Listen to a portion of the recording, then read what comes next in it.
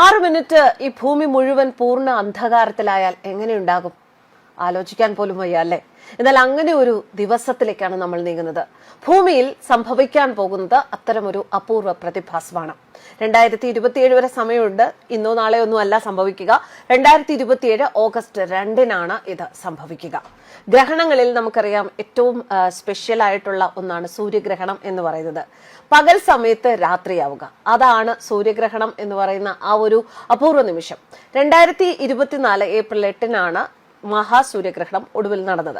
Mexico, US, Canada, തെക്കേ America, വടക്ക് പടിഞ്ഞാറൻ ഇംഗ്ലണ്ട്, അയർലൻഡ് ഈ പ്രദേശങ്ങളിലാണ് അന്ന് സൂര്യഗ്രഹണം വിസിബിൾ ആയിട്ടുണ്ടായിരുന്നത്. എന്നാൽ അന്ന് ഈ സൂര്യഗ്രഹണം ഇന്ത്യയെ ബാധിച്ചിട്ടില്ല. ഇനി ഇന്ത്യയുടെ കാര്യം പറയുകയാണെങ്കിൽ 2019-ലാണ് അവസാനമായി ഇന്ത്യയിൽ സൂര്യഗ്രഹണം കാണാൻ സാധിച്ചത്. പുതിയ പഠനങ്ങൾ പറയുന്നത് അനുസരിച്ച് അടുത്ത സമ്പൂർണ്ണ സൂര്യഗ്രഹണത്തിന് ഇനി അധികം കാലതാമസമില്ല. നേരത്തെ പറഞ്ഞതുപോലെ 2027 ഓഗസ്റ്റ് 2-നാണ് ഇനി അടുത്ത സമ്പൂർണ്ണ സൂര്യഗ്രഹണത്തിന് ലോകം സാക്ഷ്യം വഹിക്കുക. ഇതിന് ഒരു പ്രത്യേകതയുണ്ട്. ആ പ്രത്യേകതയെക്കുറിച്ച് പറയാം. ഗ്രേറ്റ് നോർത്ത് ആഫ്രിക്കൻ എക്ലിപ്സ് എന്നാണ് ഈ സൂര്യഗ്രഹണം അറിയപ്പെടുന്നത്. അതായത് ഏകദേശം 6 മിനിറ്റ് ഈ സമ്പൂർണ്ണ സൂര്യഗ്രഹണം നീണ്ടു നിൽക്കും എന്നാണ് വിവരം. ഈ സമയം ഭൂമി സൂര്യനിൽ നിന്ന് ഏറ്റവും അകലെയുള്ള ഒരു ബിന്ദുവിലായിരിക്കും. ചന്ദ്രനാകട്ടെ ഭൂമിയുടെ ഏറ്റവും അടുത്തുള്ള ബിന്ദുവായ പെരിജീൻ ആയിരിക്കും. ഇതുമൂലം ചന്ദ്രൻ പതിവിലും കൂടുതൽ സമയം സൂര്യനെ മറയ്ക്കും.